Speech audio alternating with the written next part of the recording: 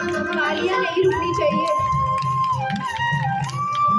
उनको संबल देना, जिनकी शक्ति को आधार बनाकर वो अपनी बालिकाओं को देश की सबल, शिक्षित व स्वावलंबी नागरिक बना पाएंगी। ये भव्य समारोह सामाजिक व पारिवारिक स्तर देश देता है कि वो सम्मान अर्जित करने की अधिकारिणी है। महिला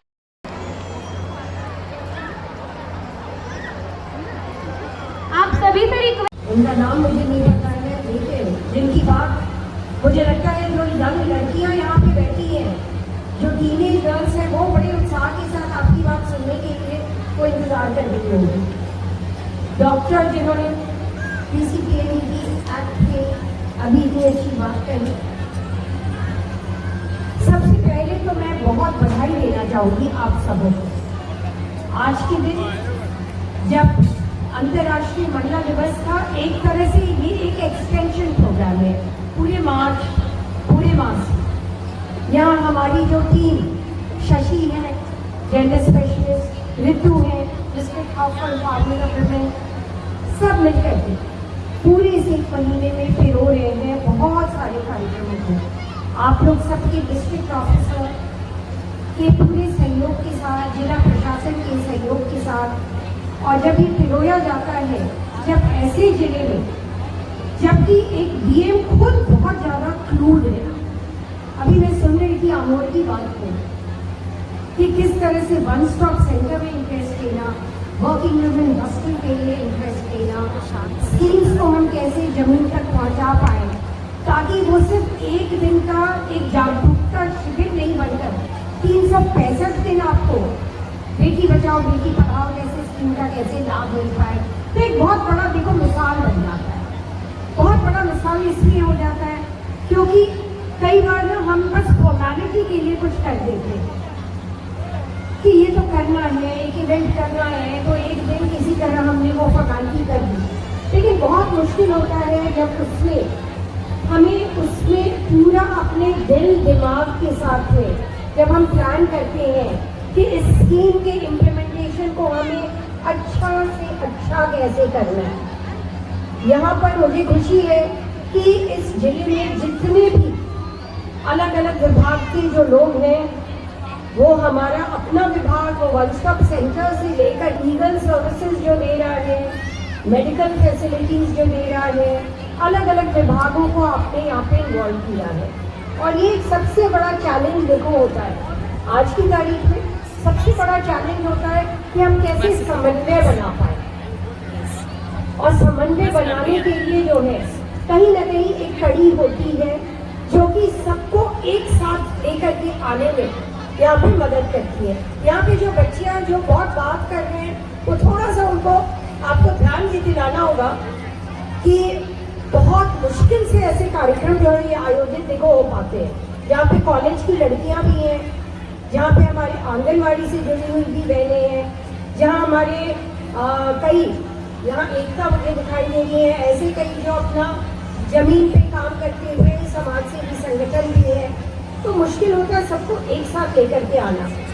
तो आज जो ये काम किया गया है, बहुत जरूरी है कि आप इसमें सिर्फ जो है यह नहीं कि आप यहाँ आए और चले गए, बल्कि यह देखिए कि आप कैसे महिलाओं से जुड़े हुए सभी स्कीम को ज़्यादा से ज़्यादा प्रभावी ढंग तक लेकर के आओ। इसमें किसका रोल होता है? एक तो रोल होता है कि हम कानून जब बनाते हैं, नीति बनती है, पॉलिसी बनती है, उसका रोल होता है। पॉलिसी तो बन गई और आपने कई सारे कानून भी सुने होंगे, वो दहेज अधिनियम को लेकर के है, तो कामकाजी महिलाओं के लिए है, उसको रोकने के लिए है। तो आपने अभी पीसीपीएनईटी एक्ट का तो बहुत सारे लीगल कानून बन जाते हैं, लेकिन कानून इम्प्लीमेंट कैसे हो? इम्प्लीमेंट कराने में जब तक आपको पूरी तरह से जागरूकता नहीं होती है, वो इम्प्लीमेंट नहीं हो पाता। तो यहाँ बैठी हुई एक एक बच्ची जो आई है, कॉलेज की विशेषकर जो लड़कियाँ आई हैं, बहुत जरूरी है कि आप अपने आप को, जो आपके हाथ में, आपको तो बहुत बड़ा आजकल डिजिटल टूल आप सबों के हाथ में है, उस डिजिटल टूल को आप कैसे इस्तेमाल करते हैं, इंटरनेट के माध्यम से आप कैसे इंफॉर्मेशन लेते हैं, आप अपने सोशल मीडिया के माध्यम से कैसे इंफॉर्मेशन गेन करते हो, यह भी आपको देखना है, क्योंकि इंफॉर्मेशन की कमी नहीं है। इंफॉर्मेशन को लेना, जागरूकता को लेना आपका भी उतना ही कर्तव्य है। सरकार तो कोशिश करती है, लेकिन आपका भी उतना ही कर्तव्य है। और हमारी जो आंगनबाड़ी की बहनें हैं, उनका भी बहुत इम्पोर्टेंट रोल हो जाता है इस जागरूकता को जमीन जमीन तक लेकर के आना। जो यहाँ पे SSK है, सहयोगी समन्वय केंद्र है, जहाँ पे ज़्यादा महिलाएं आती हैं, जुड़ी रहती हैं। मुझे बहुत खुशी हुई है जान करके कि आपने वहाँ पे टेलीविजन को दिया, डिस्ट्रिक्ट एडमिनिस्ट्रेशन से वहाँ पे TV को दिया गया। क्यों? ताकि उससे जागरूकता ज़्यादा से ज़्यादा हो सके। तो ये एक तरह से मुझे लगता है डिस्ट्रिक्ट ईस्ट का एक बहुत अच्छा मॉडल हो सकता है, जहाँ पे हमारे जो आंगनबाड़ी हब्स है, वो आंगनबाड़ी हब्स एक मॉडल के रूप में काम करें।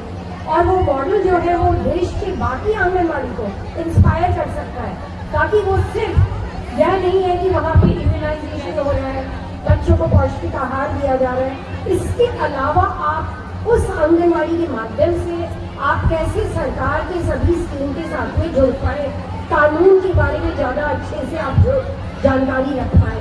अमोल मुझे बताते हुए खुशी हो रही है कि हमारी बहुत सारी आंगनबाड़ी बहनें जो हैं, उनकी पैरालीगल वर्कर की भी ट्रेनिंग शुरू हो गई। इसका मतलब है वो खुद जो है पैरालीगल वर्कर भी बन जाएगी। उसके लिए उनका एक्स्ट्रा इंसेंटिव भी है, और जिसको लीगल सर्विस अथॉरिटी के साथ में मिलकर के किया जा रहा है।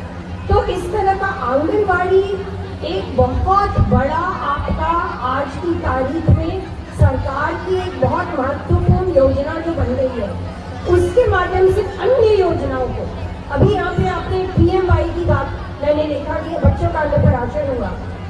बहुत सारी माँ जिनके हाथ में बच्चे हैं, वो देख लें कि अन्नप्राशन के बाद PMY का जो पूरा का पूरा उनको बेनिफिट उठाना है।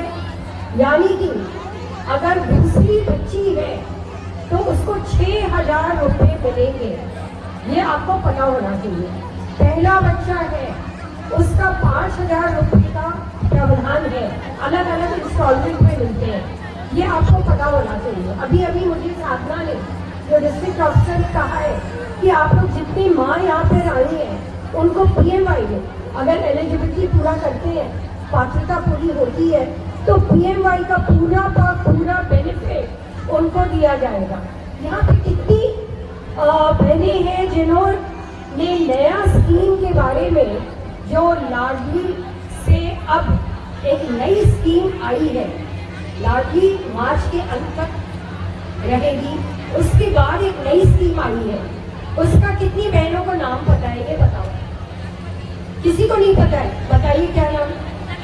लखपति बिटिया योजना।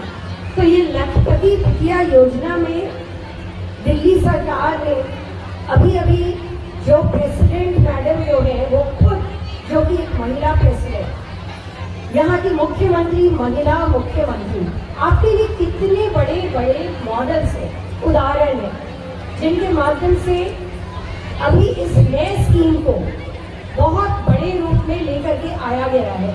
उस स्कीम को कौन पहुंचाएगा, जमीन तक कौन पहुंचाएगा? आप लोग सबको पहचाना है। क्यों पहुंचाना है? ताकि हर बिटिया क्या बन सके? लखपति बिटिया, लखपति बन सके। तो उस लखपति बनने के लिए तो आप लोग सबको यह जानकारी होनी चाहिए कि हमारे कानून, हमारी स्कीम्स, हमारी योजनाएं, हमारे स्वयं सहायता समूह में जुड़ने से हमें क्या फायदा हो सकता है, हमारा उद्योग कैसे आगे जा सकता है। क्योंकि बहुत सारी महिलाएं घर में बैठी हुए कुछ न कुछ काम तो कर रही है, लेकिन पूरा बिजनेस के रूप में उनका उद्योग आगे नहीं बढ़ पाता। मैं कई बार आमों मैंने यह भी देखा है एग्जीबिशन को, बहुत अच्छे अच्छे प्रोडक्ट्स महिलाएं बना रही है, लेकिन साल भर उनको इंतजार करना पड़ता है, ये बिके तो कहाँ बिके। तो अब जो है हमारे आंगनबाड़ी के माध्यम से जो स्वयं सहायता समूह से जुड़े हुए हर एक की लोकल एक नेटवर्क बनाया जा रहा है, जिससे कि उन महिलाओं को उद्योग बनाने में जो है, बहुत सारी आंगनबाड़ी हमारी जो कार्यकर्ता है वो भी जो है अपना उद्योग अपने घर में बैठे हुए कुछ काम कर रही हैं। उनको कैसे बिजनेस प्रमोशन, उनके फैमिली, उनकी बहन है, किसी की बेटी है, तो यह भी आपको जानने की जरूरत है कि आप अपने आर्थिक सशक्तिकरण को मजबूत करने के लिए आप कैसे किन स्कीम की किन योजनाओं का फायदा ले सकते हैं।